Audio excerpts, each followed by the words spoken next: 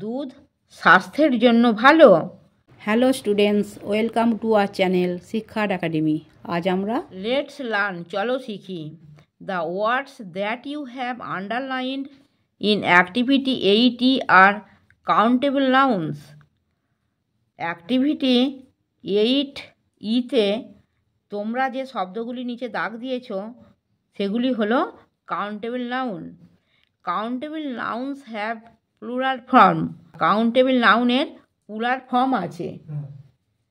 The words you have circled in activity 8E are uncountable nouns.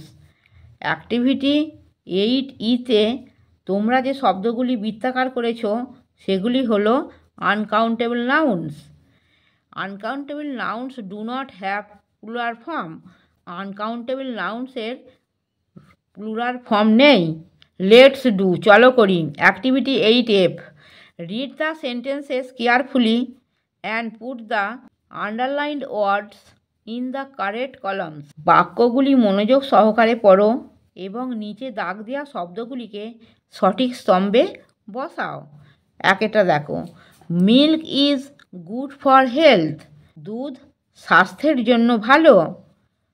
দেখো, the door is closed. দরজাটি বন্ধ।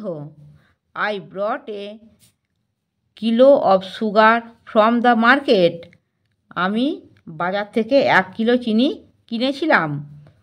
চারেরটা, children play with toys. শিশুরা খেলনা নিয়ে খেলে। দেখো এখানে দেখো, কাউন্টেবল নাউন্স, আনকাউন্টেবল নাউন্স। উপরে যে লেটার মানে উপরে যে বাক্যগুলো পড়া হয়েছে তাতে যে নিচে দাগ দিয়ে আছে সেগুলোকে কাউন্টেবল এবং আনকাউন্টেবল নাউনে বসাতে বলেছি।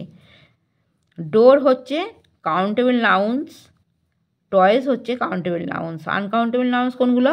মিল্ক আর সুগার।